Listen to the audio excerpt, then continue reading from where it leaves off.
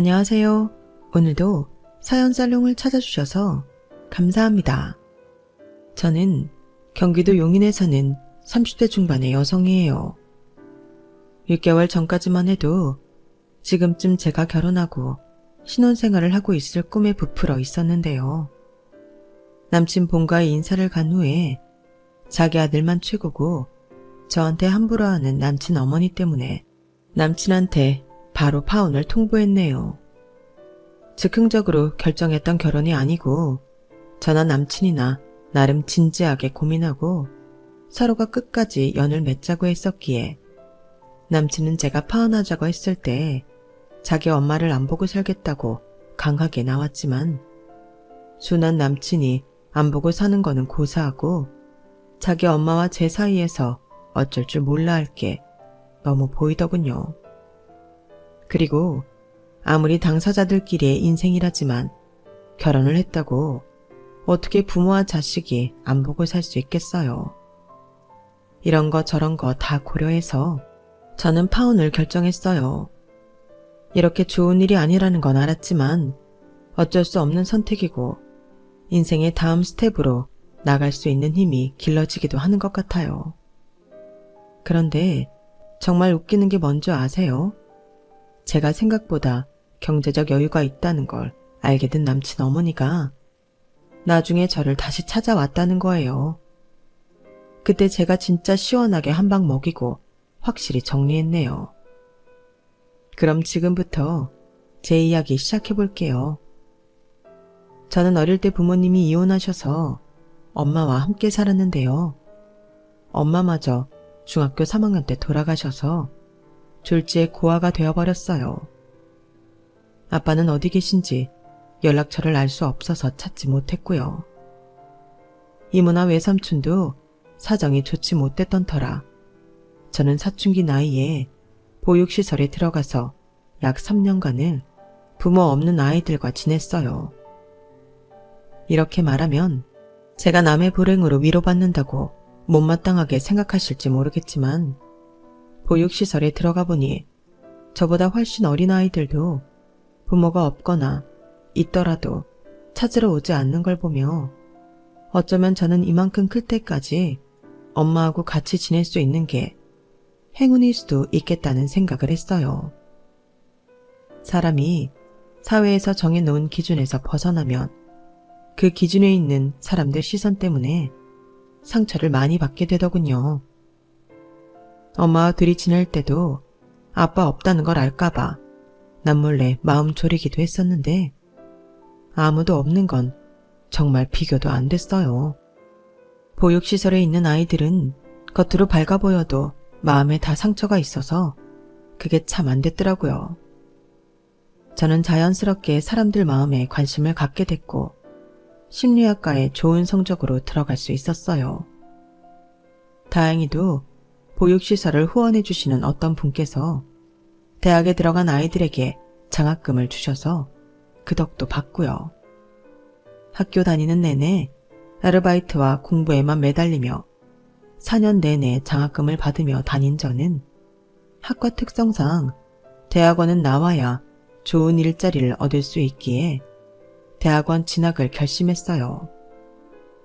그렇더라도 제가 학비를 벌어야 해서 저는 적당한 일자리를 찾아야 했어요. 저는 한 상담센터의 카운터에 취직이 되었고 그때부터 대학 다닐 때와는 비교도 안 되게 매일이 강행군인 생활을 하게 됐어요. 하지만 알바 자리를 찾아 여기저기 뛰어다니지 않아도 되는 게 정신적으로는 훨씬 편하더라고요. 그렇게 폭풍 같은 2년이 지나고 청소년 아동 상담 심리사 자격증도 따고 이런저런 민간 자격증을 딴 후에 한 대기업의 상담센터에 취직이 되어 당당한 직장인이 되었네요. 그날의 감격은 이루 말할 수가 없었어요. 지금 생각해도 그때의 뿌듯함과 날아갈 것 같은 기분과 기쁨이 생생하네요. 회사 생활에 어느 정도 익숙해지기 시작했을 때부터 저는 그때까지 해보고 싶었던 수영에 테니스에 방송 댄스에 요가까지 여러 개의 운동 수업을 듣기 시작했어요. 헬스 같은 운동은 저는 좀 지루하다고 느껴지기도 했고, 학교 다닐 때 다른 애들 하는 거 보면서 부러웠던 것들을 하나씩 하는 게 재미있기도 했어요. 그러다 보니 마음의 갈증도 사라졌고요. 그러다가 자회사로 실무를 나가게 됐는데 거기에서 전 남친을 만나게 됐어요. 직장 생활 3년 차였죠. 남친은 회사에 막 입사한 신입이었는데 어쩐지 주눅이 들어 눈치를 보는 듯한 모습이 마음이 쓰이더라고요. 보니까 좀 기가 센 상사 때문에 심적으로 부담이 되는 것 같았어요. 직업상 자세히 말씀은 못 드리지만 저는 그런 남친을 다른 사람들보다 좀 더 신경 썼던 게 맞아요. 사실 그러면 안 되는 거였는데 마음이 가니 어쩔 수 없더라고요. 결국에는 제가 아닌 다른 상담사한테 맡겼는데 그러고 났더니 이 사람이 저한테 데이트 신청을 하는 거였어요. 상담사님, 아니 박미연 씨, 저 만나주세요. 저 싫은 거 아니죠? 그렇다고 믿어요. 느낌이라는 게 있잖아요. 박미연 씨가 저한테 해주신 거 상담사 이상으로 잘해주셨다는 거 저도 느끼거든요. 단순한 호의가 아니시라면 만나주세요. 남친의 진실된 마음이 느껴져서 저는 다른 핑계를 댈 수 없었어요. 저도 모르게 남친한테 이성적인 호감을 갖고 있었던 게 사실이었거든요. 그렇게 저와 남친은 연애를 시작했고 저는 그때까지의 인생에서 가장 행복한 시간을 보내게 되었네요. 늘 생활에 치여서 뭔가 해내야 하는 것에만 신경을 쏟고 살다가 그저 좋아하는 사람을 만나서 편안한 시간을 보낸다는 게 꿈 같기만 하고 너무 좋았어요. 그렇게 남친의 한마디에 시작한 연애는 3년간 이어졌고 저희는 누가 먼저랄 것도 없이 자연스럽게 결혼 이야기를 꺼냈어요. 하지만 저는 제 가정 사정 때문에 좀 자신이 없기도 했어요. 성혁 오빠, 근데 나 현실적인 걸 부정하는 사람 아니거든? 솔직히 말해서 대한민국에서 나 같은 조건의 여자 좋아할 시대가 없지. 누가 친정부모도 없고 고아로 자란 사람을 집안 식구로 맞이하고 싶겠어. 오빠가 무리해서 나랑 결혼하려고 하지 않아도 돼.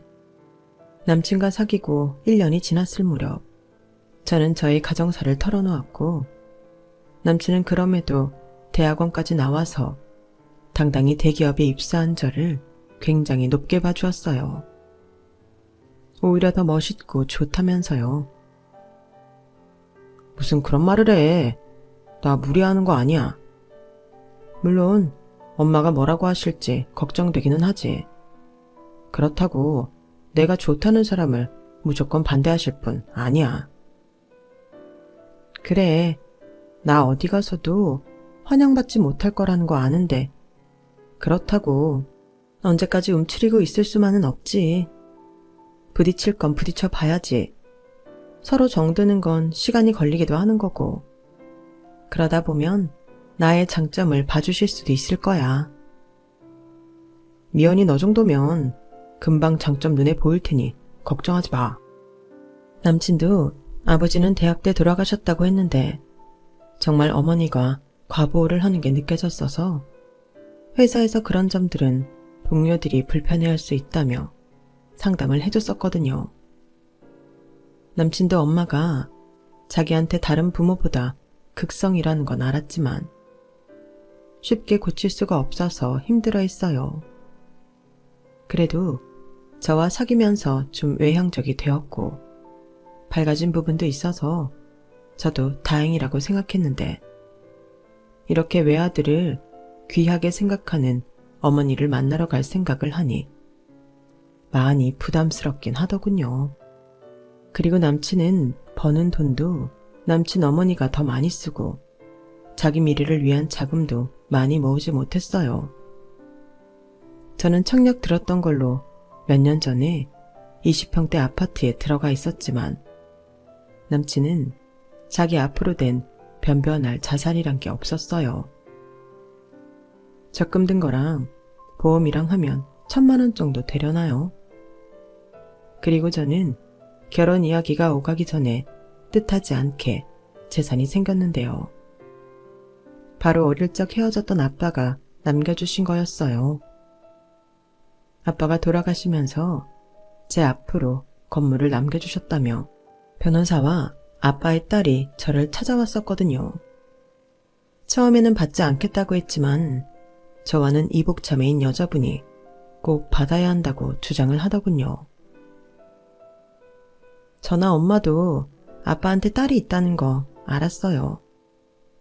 그래도 살아생전에는 한 번도 찾지 않으셨는데 마음에 묻어두셨더라고요. 아빠가 미연 씨 사진을 간직하고 있었어요. 그리고 저희 재산에 그 건물 큰 거 아니에요. 엄마 집안이 원래 자산이 많기도 하고요. 그러니 받아주세요. 그래야 저희도 마음이 편해요. 저는 아빠가 저를 계속 기억하고 계셨다는 말에 저도 모르게 눈물을 펑펑 쏟았고 그 건물을 받기로 했어요. 이복자매와는 가끔 연락이나 하자며 인사하고 헤어졌고요. 그러니 저는 경제적으로 여력이 꽤 되는 상태였고 남친은 엄마한테 붙잡혀 전혀 그러지 못했어요. 남친은 제가 아빠한테 작은 건물 하나 받은 건 알고 있었지만 그걸 탐내거나 어떻게 해볼 생각조차 못하는 순한 사람이었어요.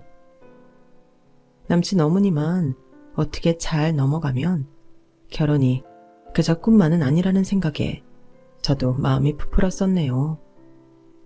제가 가진 것만 잘 굴려도 남친하고 저하고 크게 돈 걱정하지 않으며 잘 살 자신이 있었거든요. 남친한테는 결혼한 누나가 한 명 있었고 돌아가신 아빠의 친척인 고모가 자주 집에 드나든다고 했어요.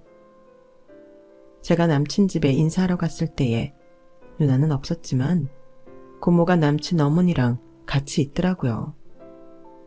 일찍 부모를 여의고 살아서 배우지 못했다고 할까봐 주변에 먼저 결혼한 사람들한테 물어봐서 선물도 정말 이것저것 정성스럽게 준비했네요. 제가 긴장을 많이 하자 남친은 그런 저를 다독여줬어요. 너무 걱정하지 마. 엄마가 보자고 하셨으니 받아주실 마음 있는 거고 아무리 어른들이 집안 사정 많이 따진다고 해도 요즘 같은 세상에 그걸 크게 문제 삼지는 않으실 거야. 문제 삼는다고 해도 어쩔 수 없는 거 알아. 그 정도는 각오하고 있어. 그래도 잘 봐주시면 좋겠네. 잘 봐주실 거야. 특히 고모는 내 편이니까 무조건 좋게 보실 거야. 남친 말에 저는 불안한 마음을 달래려 노력하며 남친 집에 들어섰어요. 남친 어머니는 딱 봐도 저를 불편해하는 게 얼굴에 써 있었어요. 그 정도는 충분히 이해해요. 고등학교 다니면서 또 대학 때도 가끔 겪어봤던 반응이니까요. 아무리 세상이 발전하고 변했다고 해도 사회적인 관습이라는 게 쉽게 바뀌지는 않는 법이죠. 저 정도 반응이면 저는 충분히 극복할 수 있다고 생각했어요. 하지만 그건 저의 착각이었어요. 먼저 입을 열고 저한테 반갑다고 한 건 남친의 고모였어요. 이렇게 만나게 돼서 너무 반갑네. 박미연이라고 했지? 이름이 딱 여성스럽고 순하다 했는데 인상도 그러네. 우리 성혁이가 왜 좋다고 하는지 알겠어. 좋게 봐주셔서 감사합니다, 고모님. 나는 본대로 말한 것뿐이야. 편하게 앉아요. 고모, 너무 그러지 말아요. 어디까지나 저는 일단 만나는 본다는 거니까. 앞서가지 말라고요. 남친 어머니가 저한테 살갑게 해주시는 고모한테 핀잔을 했어요. 순간 분위기는 얼어붙었고 저는 어떻게 해야 좋을지 몰랐지만 미소를 잃지 않으려 애썼어요. 남친 어머니는 저를 대놓고 싫어하고 싸늘하게 저를 노려봤어요. 물론 남친이 열심히 설명을 해서인지 음식도 대접받았고 남친 고모는 분위기를 풀려고 애썼지만 저는 밥 먹는 동안 뭐가 어떻게 되는 건지 정신이 하나도 없었어요. 완전히 얼어붙었던 거죠. 남친은 저에 대해 좋게 말하려고 계속 애를 썼어요. 미연이가 정말 대단해. 대학 때는 계속 장학금 받았고 대학원 때도 학비 벌려고 상담센터에서 일하면서 논문 쓰고 졸업했다니까. 지금은 우리 모회사 상담센터에 정직원으로 있고 나처럼 부모 밑에서 다 해주는 거 받으면서도 공부 잘 못한 것보다 100배 낫지 않아? 정말 뭘 해도 하고 살 거라니까. 라는 남친의 말에 고모도 저를 칭찬했어요. 그러네, 아주 야무져. 인생을 아주 잘 살았어. 이렇게 잘해낸 거 보고 부모님도 저 세상에서 마음 놓으시겠어. 진짜 좋은 마누라 데려왔네, 우리 성혁이? 아니, 처가 식구 하나 없는 애가 무슨 좋은 마누라예요. 고모, 아무리 한 달이 건너라고 해도 고모한테 하나밖에 없는 남자 조카예요. 말씀 그렇게 쉽게 하지 마세요.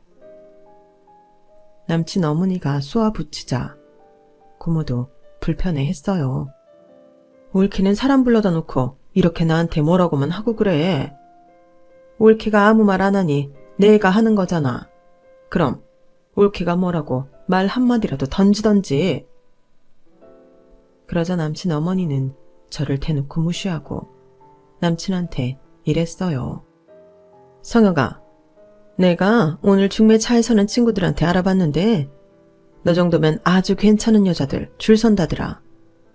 네가 학벌이 부족하니 회사가 변변치 못하길 하니? 그리고 너는 상담 나부랭이 이런 게 아니고 제대로 된 일을 하는 사람이잖아. 네가 그랬지? 너보다 벌어놓은 돈도 많은 여자라고 그러면 뭐하니? 사람은 기본 바탕이 잘 되어 있어야 되는 거야.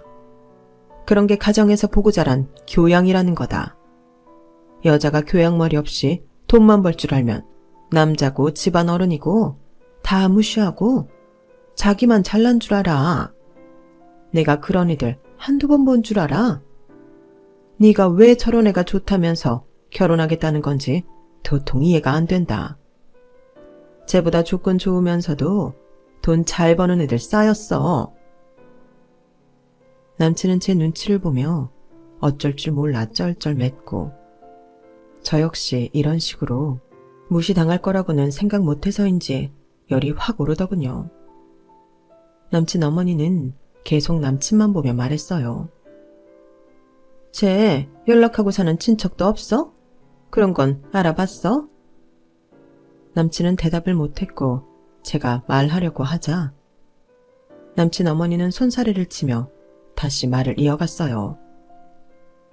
그런 말 안 했다는 건 천혜구하라는 소리야. 엄마가 중학생 때까지 살아있었다는 말도 내가 어떻게 믿어? 어떻게든 지 형편 좀 나아 보이게 하려고 거짓말 했을 수도 있지. 결혼식장에 여자 쪽 친척 자리가 썰렁 해봐라. 분위기가 어떨 것 같아? 그리고 나도 그렇다. 내 친구들이나 네 아빠 친척들이 성혁이 너 뭐 모자란다고 저런 여자를 골랐냐며 얼마나 숙석되겠니? 너는 나한테 둘도 없는 아들이야. 내가 너를 얼마나 정성 들여 키웠는데 이런 모자라도 한참 모자라는 걸 데려와서 결혼하겠다고 그러는 거냐? 너는 정말 대단한 애야. 너 스스로 그걸 모른다는 게 나는 너무 충격이다. 그리고 마누라가 돈 더 잘 벌어봐라. 너한테 돈 쓰는 거 잔소리할 거고 그러면 분명히 나한테 오는 돈 가지고도 뭐라고 할 게 분명하다. 두고 봐. 내 말이 맞을 테니까. 나는 우리 금보다 귀한 아들 저렇게 어디서 굴러먹다가 온지 모르는 여자랑 절대 결혼 못 시킨다. 오늘도 나는 네 체면 세워주고 싶어서 만나겠다 했는데 딱 봐도 애가 외로워 보이고 부티가 안 나는 게 안 되겠어. 나 저런 애한테 내 아들 뺏기고 싶지 않아. 부잣집에 좋은 직업 가진 여자랑 짝지어져도 아까워서 밤낮으로 생각날 내 아들인데 어떻게 저런 여자한테 주니? 난 못해. 라더니 우는 신용까지 하더라고요. 성혁아, 내가 너한테 어떻게 했는데 이렇게 실망을 시켜. 그래, 100번 양보해서 네 말대로 괜찮은 여자라고 쳐. 인물이라도 반반 해야 될 거 아니냐. 부모 사랑 못 받은 티가 나는지 삐쩍 골아가지고 얼굴 색도 파리하고 아주 박복한 인생이야. 저런 여자랑 내 아들이 같이 사는 거 난 못 본다고. 엄마 죽는 거 볼래? 성혁이 너 이럴 거야? 남친은 엄마를 달래랴 제 눈치를 보랴 우왕좌왕했고 고모는 한숨을 쉬며 고개를 절레절레 흔들더라고요. 그 모습을 보고 저는 이 결혼은 안 되겠다 싶었어요. 그래도 제가 명색이 심리상담사인데 남친과 남친 어머니의 모습을 보고 있자니 남친이 자기 엄마한테서 벗어나기가 엄청 힘들 거라는 게 보였어요. 저랑 결혼해서 따로 나가서 사는 게 문제가 아니라 정신적인 독립이요. 정신적으로 독립하지 못하면 남친 어머니는 결혼 후에도 사사건건 간섭하고 남친을 자기 뜻대로 하려고 들 게 뻔했죠. 그런 사례들을 제가 많이 봐왔거든요. 그래서 이혼을 고민하고 결혼 생활에 갈등하는 여성들도 봤고요. 남친의 모습을 보며 결혼에 대해 마음이 흔들리고 있는데 남친 어머니가 제가 결단할 수 있게 아주 결정타를 꽂으시더군요. 여전히 저는 쳐다도 안 보고 남친만 보면서 말했지만요. 아무래도 너를 꼬시려고 장시간 공을 들인 것 같다. 그렇지 않으면 성혁이 얘가 이럴 수가 없지. 고모는 역시 고모다. 남이야 나처럼 이렇게 내 아들 편에서 생각해 줄 수가 없는 거야. 그러니 우리 아이 혼을 쏙 빼놓은 년이 잘났네 어쩌네. 말도 안 되는 소리를 떠들지. 고모, 우리 성혁이 그렇게 깎아내릴 생각이고 처음 보는 여자 편 들 생각이면 앞으로 우리 집 오지 마요. 나 하나도 안 반가우니까. 그 말에 남친 고모는 혀를 차며 자리에서 일어나 가버렸어요. 저 역시 바로 뛰쳐나가고 싶었지만 이게 처음이자 마지막이라고 스스로에게 주문을 걸며 버텨냈죠. 성혁아, 나는 우리 아들 평범하게 살았으면 좋겠어. 너보다 돈 좀 모았다고 너 기죽이고 눈치 보게 하지 않을 여자 얼마든지 있거든. 나는 너보다 돈 많은 것도 싫어. 제대로 된 부모 밑에서 평범하게 자란 애를 만나야 네 삶도 평탄하다. 엄마 마음 알겠어? 엄마, 미연이 그런 사람 아니라고 말했잖아. 정말 좋은 사람이고 나 회사에 적응할 수 있게 많이 도와줬어. 그런 걸 홀린다고 하는 거야. 네가 정말 도움이 됐는지 어떻게 아니? 네 인사고과가 올랐어. 인센티브를 받았어. 아니잖아. 너처럼 엄마 사랑 듬뿍 받고 자란 애는 저렇게 허먹에 큰 애 감당 못한다. 내가 잘 알아. 저는 더 이상 듣고 있을 수 없어서 한마디는 하고 가야겠다 싶었어요. 제가 그렇게 마음에 안 드시는데도 만나겠다고 해주신 걸 감사드려야 하는 걸까요? 어머니, 제가 부모가 없다는 것만 마음에 안 드시는 건지 다른 것도 마음에 안 드시는데 자꾸 그것만 강조하시는 건지 궁금하네요. 객관적으로 제 조건이 나쁘다는 거 저도 충분히 알고 있어요. 그렇다고 해도 인사 온 자리에서 이렇게까지 무시당해야 할 일은 없다고 생각하는데요. 하지만 끝까지 남친 어머니는 저를 쳐다도 보지 않고 남친한테 매달려 눈물바람을 찍어내며 말했어요. 저거 말하는 거 봤지? 지금 봤지 성혁아. 나한테 지금 따지고 들지 않냐. 저게 바로 가정교육이라는 거야. 저는 더 이상 거기에 있는 게 아무 의미가 없게 느껴졌어요. 바로 자리에서 일어나 남친 집을 나왔죠. 저를 따라 나온 남친과 말다툼도 했고요. 남친은 아무리 그래도 어른 앞인데 이렇게 나와버리면 어떻게 하냐고 자기가 난감해진다나요? 저는 지 엄마한테 겁먹은 듯한 표정의 남친에게 선언했어요. 우리 결혼하지 말자 오빠. 없던 걸로 해. 까놓고 말해 저는 남친 하나 보고 이 결혼을 원했던 거고 제가 부모가 없다는 게 흠이지 다른 거에서는 꿀릴 게 전혀 없었어요. 연봉도 제가 높았고 가진 돈도 제가 더 많잖아요. 그런데 왜 제가 이런 결혼을 뭐 때문에 하겠어요? 무엇보다 문제인 건 남친이 자기 엄마 치마폭에 폭 쌓여서 정신을 차리지 못한다는 거였어요. 이건 엄마가 너를 처음 보니까 너를 몰라서 그러는 건데 이런 걸로 결혼을 안 하겠다고 하면 어떡해? 안 하는 게 맞아. 오빠는 어머니 못 이겨. 아니, 이길 생각도 없어 보여. 부모한테 반항하거나 못되게 굴라는 말이 아니야. 성인이 됐으면 자기 인생에 대한 판단은 스스로 하고 겸손하면서 당당해야 하는데 오빠는 안 그래. 어머니가 조금만 뭐라고 해도 쩔쩔매고 어머니 기분 상했을까봐 눈치 보고 그러면서 내 눈치까지 보고 내가 감당 못할 것 같아. 너는 상담사잖아. 그러니 이런 걸 더 이해해주고 객관적으로 봐주고 앞으로 어떻게 해야 할지 코치해줘야 맞는 거 아니야? 나 밖에서나 상담사지 집에서까지 상담사 아니야. 나도 집에서는 나를 알아주는 사람하고 있고 싶고 나도 위로받고 싶다고. 사람이 그래야 밖에서 힘을 내서 일하지. 오빠 집에서까지 일을 하라고? 설마 오빠 그런 것 때문에 나하고 결혼한다고 했던 거야? 그래?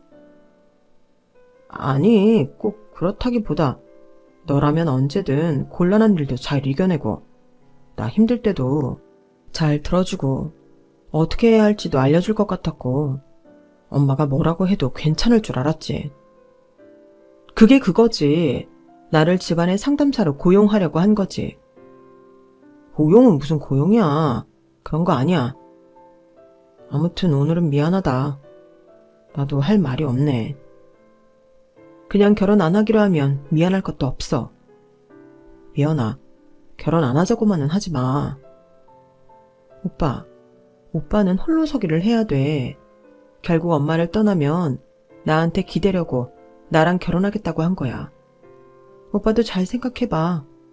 그리고 나는 나 이렇게까지 싫어하시는 분 억지로 설득해가면서 살고 싶지 않아.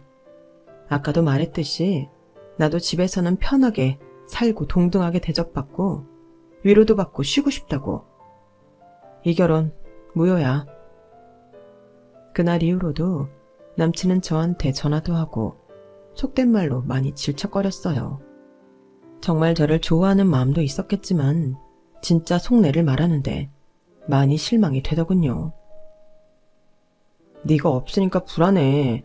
이제 내가 힘들고 일 생기면 누가 나를 받아줄까 싶고 위로받을 데가 없어지잖아.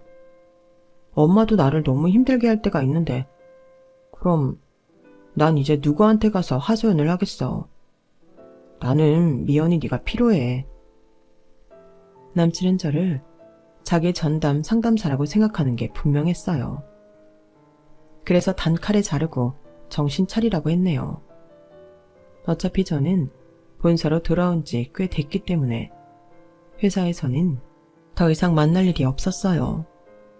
제가 만나주지 않고 연락도 받지 않고 카톡도 차단하자 남친은 포기한 것 같더라고요.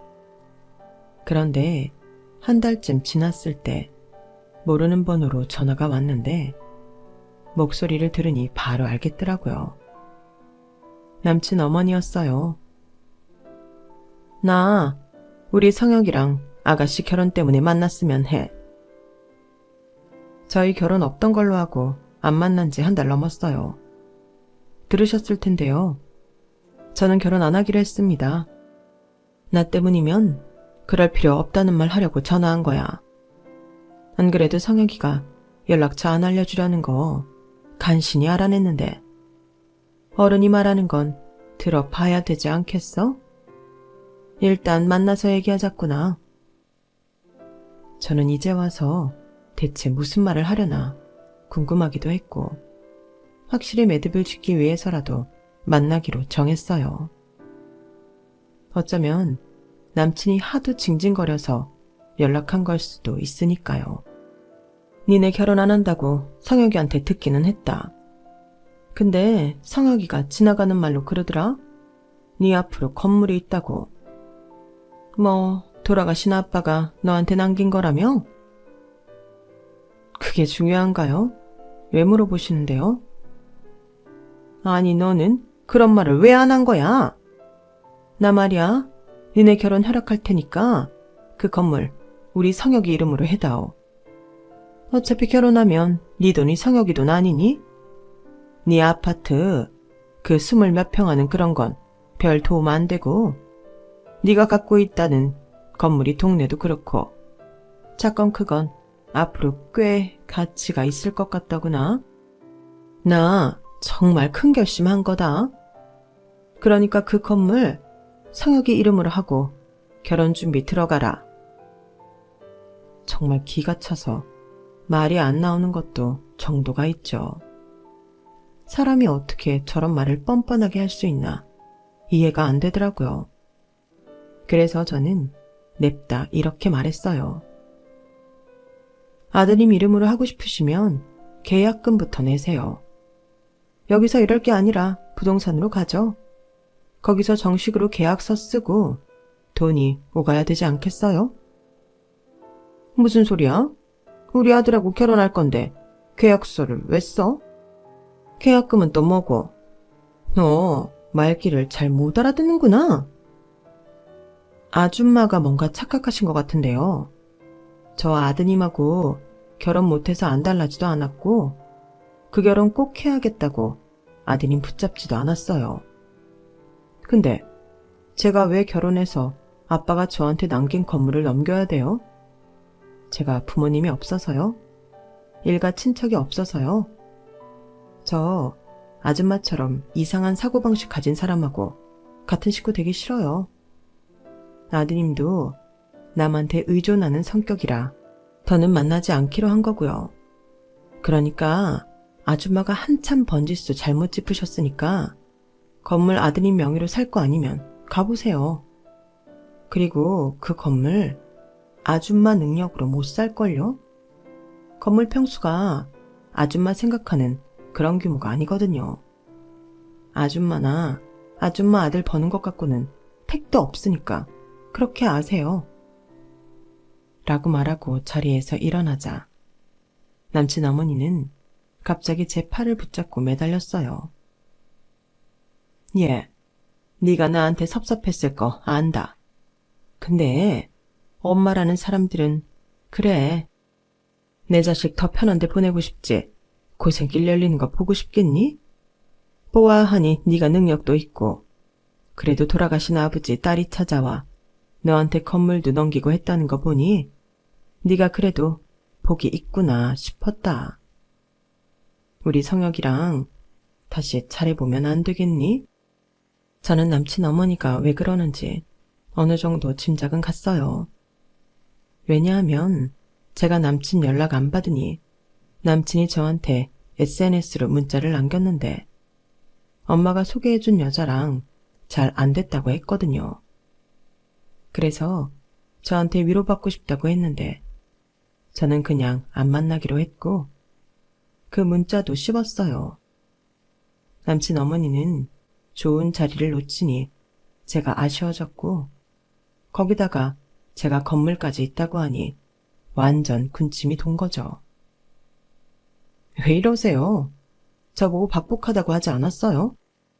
박복한 사람이 아빠 건물 받으면 복이 많아지나요? 그것도 되게 이상한 논리네요. 저 아줌마 이상한 성격에 놀아나고 싶은 생각 추호도 없으니까 그만하고 가보세요. 그러자 갑자기 또 본색을 드러내더군요. 이게 정말 좋게 좋게 봐주니까 아주 웃기네. 이래서 부모 없이 큰 것들이 문제라는 거야. 어른이 그러라고 하면 될 것이지.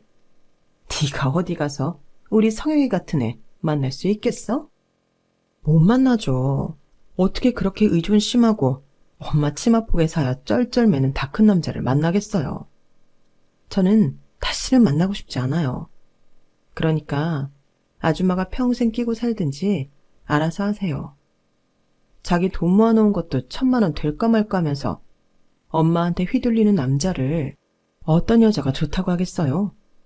저는 그런 무능한 아들을 결혼시킨다고 제 유산받은 건물을 당당히 내놓으라고 하는 아줌마 같은 사람 상종하고 싶지 않아요.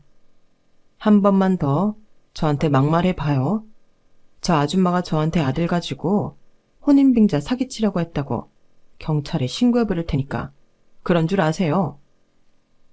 그렇게 일어나서 돌아서자 남친 어머니는 주먹을 꽉 쥐고 부르르 떨며 아까워 죽겠다고 난리를 치는데 속이 다 후련하더군요.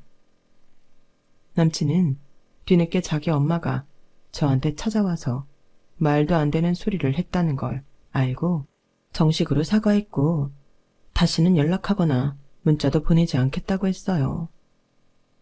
저와 남친은 그렇게 완전히 정리를 하고 끝을 냈네요.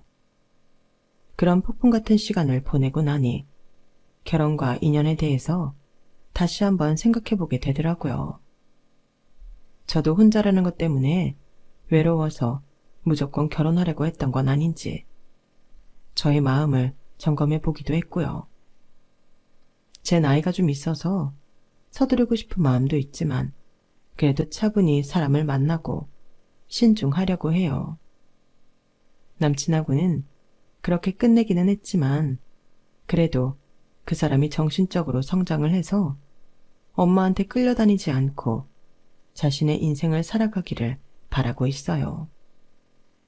저 역시 더 성장해야겠다고 마음 먹었고요. 저는 정말 따뜻하고 다정다감한 가족을 만나서 좋은 인연을 맺고 싶다는 생각이 간절하네요. 지금은 저와 이복자매인 동생과 가끔 전화를 하고 있어요. 아직도 어색한 점들이 있지만 그래도 피를 나누어서 그런지 어딘가 비슷한 점이 있는 게 느껴지네요. 그래서인지 전보다는 덜 외로운 것 같아요. 흔히들 말하는 결혼 정년기 시기에 파혼을 하게 돼서인지 주변에서도 걱정도 많이 하고 저 역시 힘들기도 하지만 그래도 아닌 건 아니라는 말을 하고 싶어요. 조급한 마음이나 계속 만나던 사람이니 이 결혼은 아니라는 신호가 보이는데도 결혼을 강행하는 건 제 인생에게 미안한 일이죠. 저처럼 파혼을 겪으신 분들도 그저 지나가는 일이려니 하셨으면 좋겠어요.